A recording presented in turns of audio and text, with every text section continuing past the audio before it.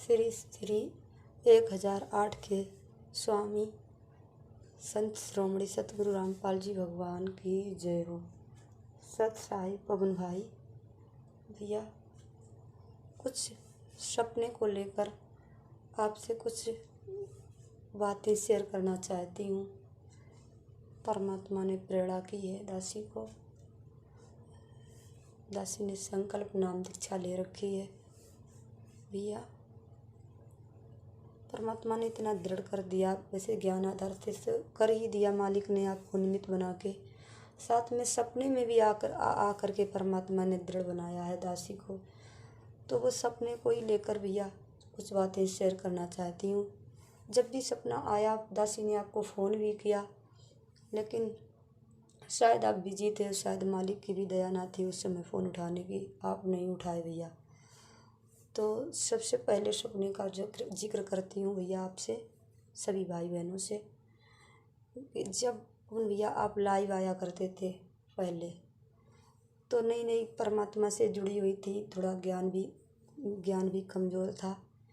तो कुछ बातों को लेकर शंका हो जाती थी कि नहीं भाई ऐसा क्यों बोल रहा है, कुछ कॉमन सेंस के नियमों को लेकर, कुछ अन्य बातों को लेकर ज्ञान की, तो ऐसे मन में शंका हो जाती थी। तो परमात्मा एक दिन आए सपने में, और मतलब कि आप लाइव आ रहे थे और मालिक आपके सिर पर बैठे हैं भैया परमात्मा। और वह स्वरूप है जो सन 2002 वाला, 1997-98 वाला, उसी स्वरूप में वही वाला स्वरूप है मालिक का। और मालिक आपके शीश पे बैठे हुए हैं। और ऐसे परमात्मा कभी प्यार से अपना हाथ फेरते आपके सिर पे, और कभी धीरे से मार भी देते। और आप बोले जा रहे भैया, इतनी रुक ही ना रहे इतनी तेज़ी से। और फिर आंखें खुल गई तो मालिक ने विश्वास दिला दिया कि बेटा, ये जो पवन भाई बोल रहा है तेरा, ये मेरे ही कृपा से बोल रहा है, मेरे ही आशीर्वाद से बोल रहा है। मैं ही इसको आशीर्वाद दे रहा हूँ, तभी ये बोल रहा है। लाइव में जो भी जिक्र करता है, परमात्मा ने विश्वास दिलाया।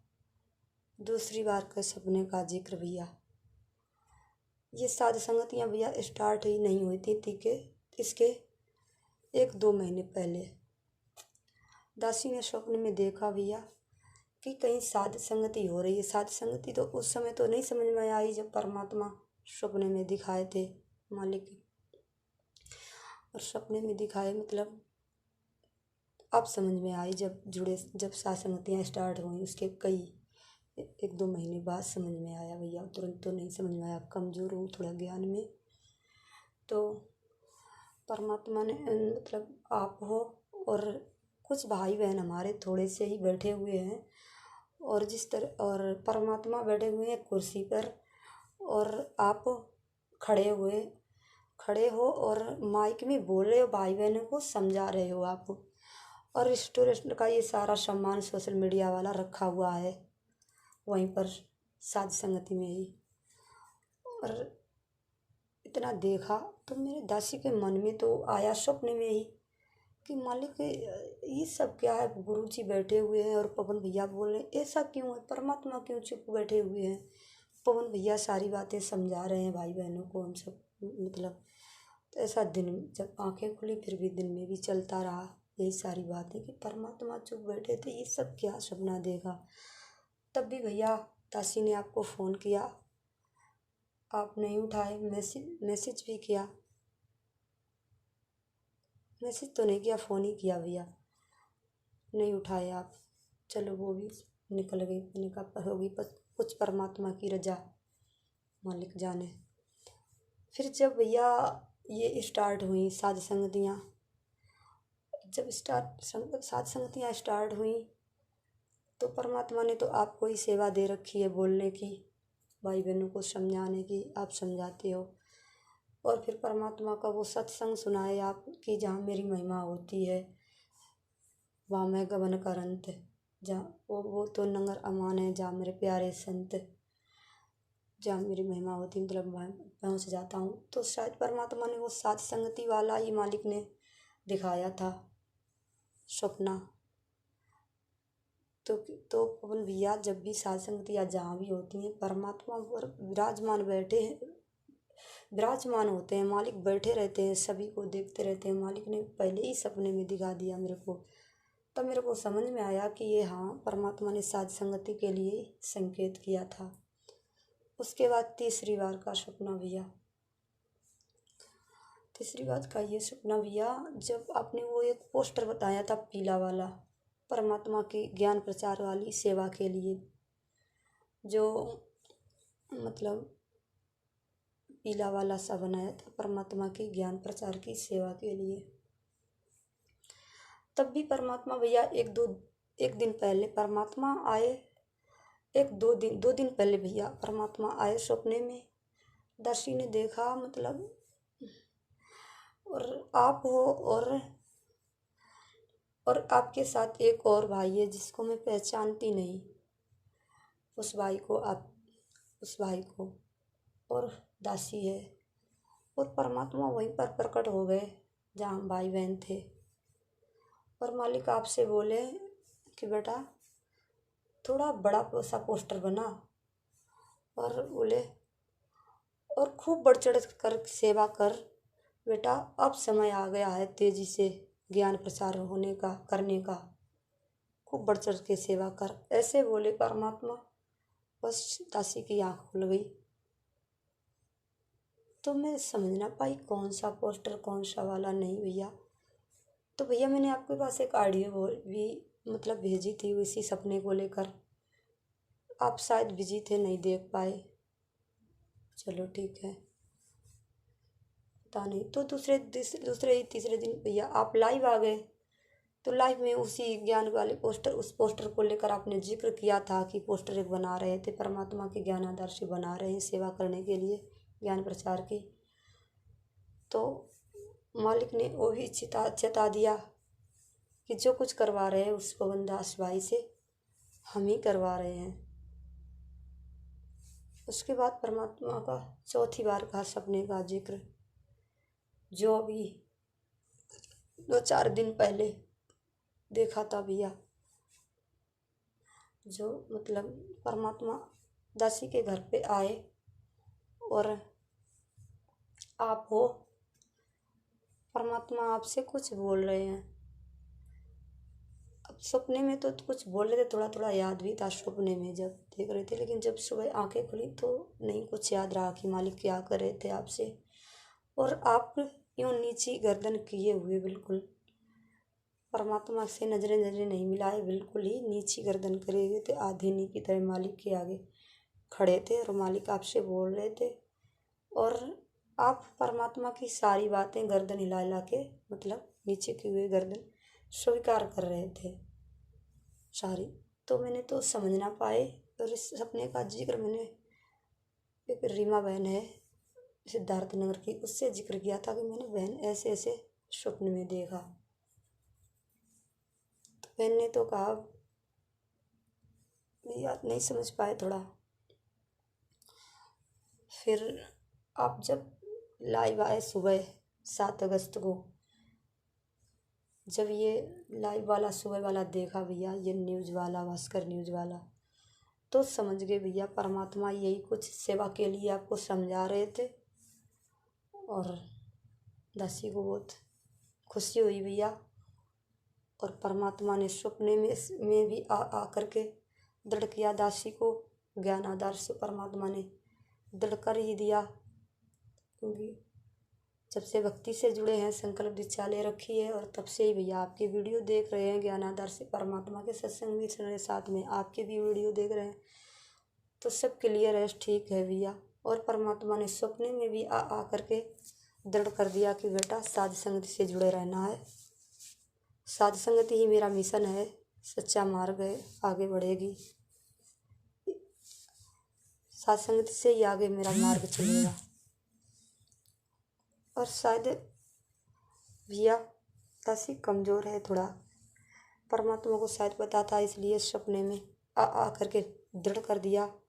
और इस समय भैया पता नहीं इतने भाई बहन जुड़ जाते हैं व्हाट्सएप से, जो साध संगति से जुड़कर अब दूर होके राग द्वेष पाल के पवन ठग 10वें अंश का पैसा ले रहा है, परमात्मा के ज्ञान में मेन में कर रहा है, ऐसा सब कुछ जुड़ जाते हैं, मैसेज करते रहते हैं, फ़ोन भी करते हैं 1-2 बार। तो मालिक ने इतना दृढ़ कर दिया है, उनको समझा देते हैं ज्ञान आधार से जितना मालिक ने बुद्धि दे रखी है, लेकिन वो भाई नहीं समझते, बिल्कुल भी ना समझते अपनी आगे, बिल्कुल भी ना। और आप भैया आपके पास ये मैसेज किया सौंपने वाला, तो 4 दिन पहले जो आया था, और तो जो मैसेज किया तब भी आज एक भाई का फ़ोन आया और बोला कि क्या सपने में कब से जुड़े हो पवन दास से। मैंने कहा कब से, जब से मालिक की भक्ति में लगी हूँ तब से भाई के वीडियो देख रही हूँ, सब कुछ सही है, मालिक के ज्ञान आधार से सब कुछ ठीक बता रहे हैं। और सपने में आए थे परमात्मा गुरुजी आपके, क्या क्या बताए थे, हमने आपका मैसेज देखा था, ऐसे बोला भाई। मैंने कहा ऐसे ऐसे बताए थे परमात्मा, ऐसे।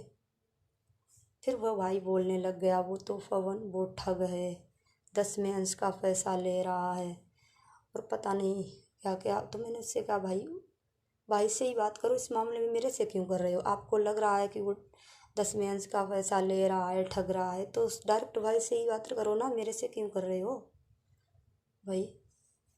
तो मैं क्या करूं? तो मेरे को तो बिल्कुल सब ठीक लग रहा है परमात्मा के ज्ञान आधार से, आपको लग रहा है कि ऐसा गलत कर रहा है, तो आप डायरेक्ट भाई से ही बात करो। फिर उस बात का उसने नहीं जिक्र किया।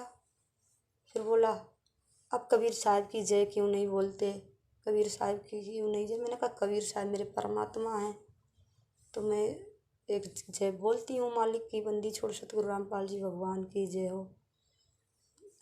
इस जय को लेकर इतना माथापच्ची करते रहा। मैंने फिर भैया उसका फ़ोन ही काट दिया। भैया मेरे को आपको नहीं समझा सकती, आप साध संग से जुड़े होकर भी और आप मतलब नहीं समझ पा रहे हो, तो दासी क्या समझा सकती है आपको?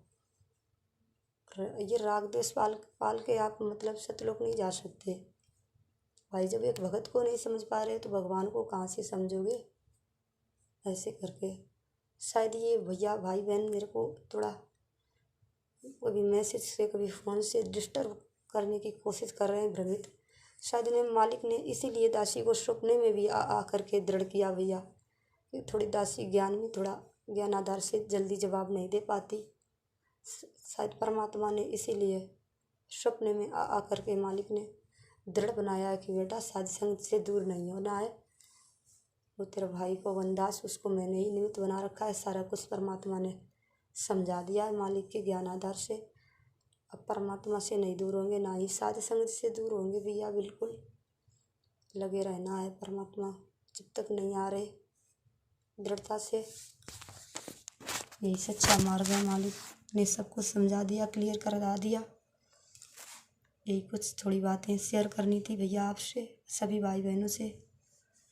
सत साहिब श्री श्री 1000 के स्वामी 1008 के स्वामी संत श्रोमणी सतगुरु रामपाल जी भगवान की जय हो। सत साहिब।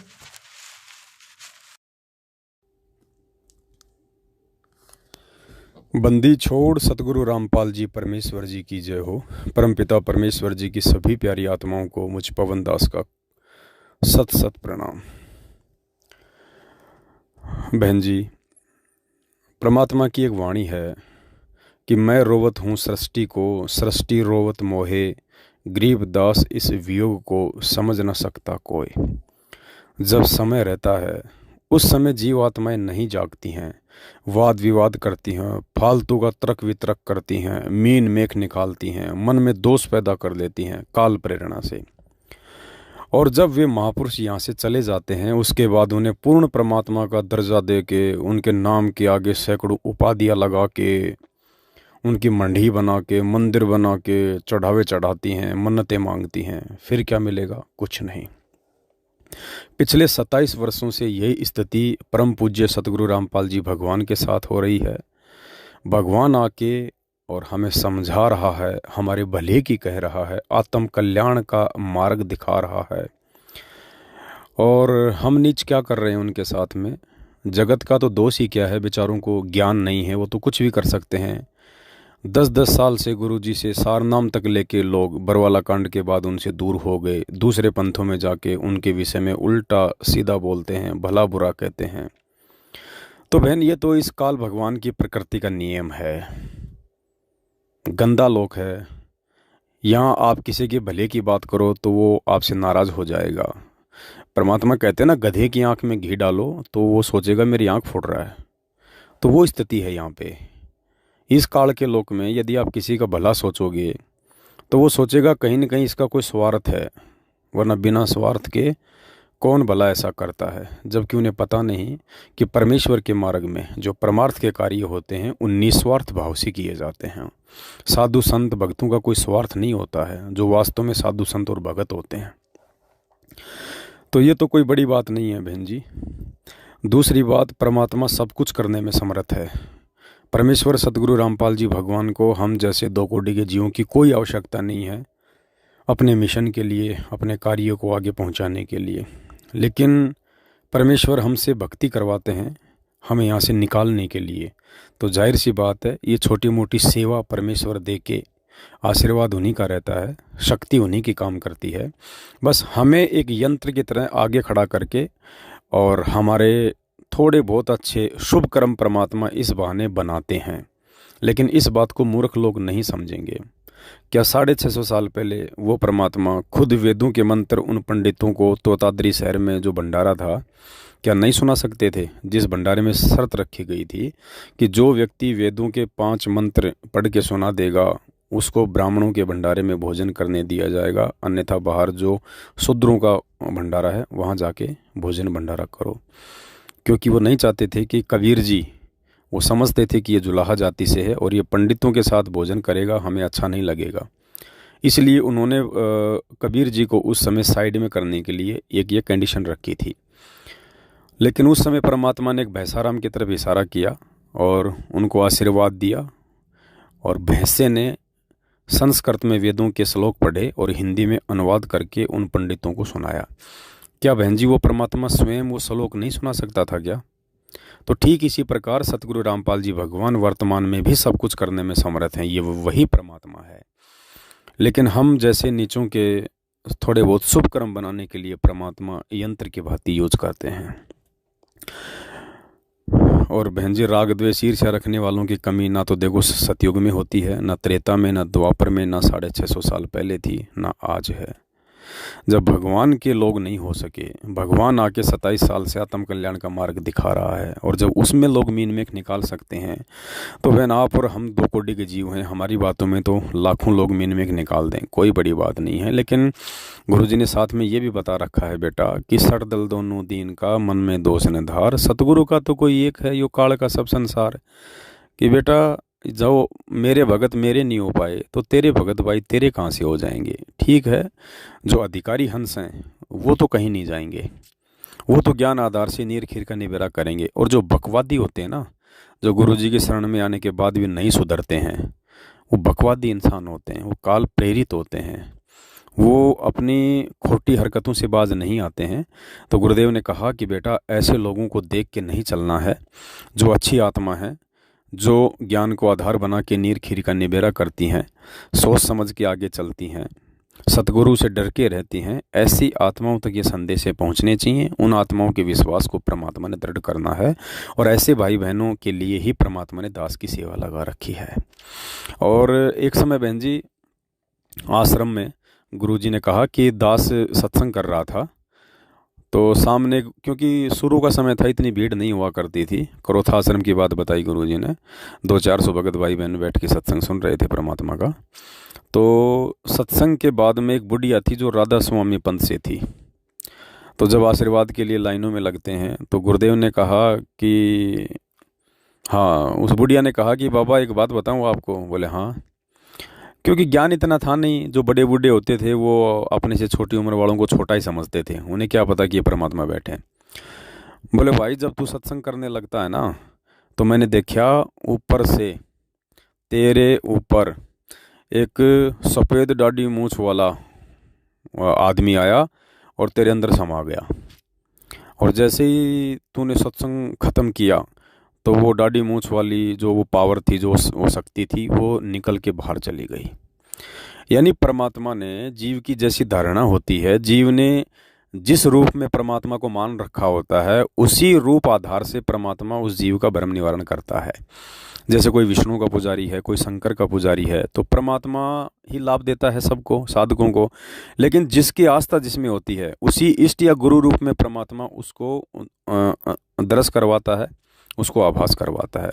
तो बुढ़िया की आस्था यही थी कि दाढ़ी मूछ वाला ही भगवान है, तो परमात्मा ने वही दृश्य बुढ़िया को जो है वो दिखा दिया। तो फिर गुरुजी ने कहा कि बुढ़िया अब के विचार है, अब तो नाम ले ले। बोलो ना ना ना, नाम तो मैंने ले रखा है। तो इस प्रकार, तो ठीक इसी प्रकार बहन जी, आज आपको परमात्मा ने सौपन में जो दिखाया कि ये 2 कोड़ी का तुच्छ प्राणी पवनदास जब लाइव बैठता है या कोई संदेशा भाई बहनों तक पहुंचाने की सेवा करता है, तो स्वयं सतगुरु रामपाल जी भगवान आके सिर पे बैठ जाते हैं, अपना आशीर्वाद देते हैं, अपनी पावर लगातार देते हैं बहन जी। बिना सतगुरु देव जी के पावर के ये कुत्ता 2 सेकंड भी नहीं भोग सकता बहन जी। 2 सेकंड क्या होती है, मुझे मेरी औकात का पता है। मैं बहन जी त्रेता युग वाले नल नीर की तरह मान बढ़ाई या अहंकार में आके अपना बेड़ा गर्क नहीं करवा सकता। ये ज्ञान भगवान ने पहले इसीलिए दिया है, उसके बाद में दास को खड़ा किया है। सारी वीक पॉइंट बता के, सारे कमज़ोर पॉइंट बता के परमात्मा ने दास को निमित्त बनाया है, एक यंत्र की भांति। तो दास बहन जी वो नल नील वाली गलती नहीं कर सकता, क्योंकि मुझे मेरी औकात का पता है कि मेरे पीछे किसका सपोर्ट है, कौन मेरे सिर पे बैठा है। मुझे इस बात का आभास है बहन जी। देखो, जब किसी आदमी को बुखार होता है ना, तो उसको खुद को आभास होता है शरीर की पीड़ा से।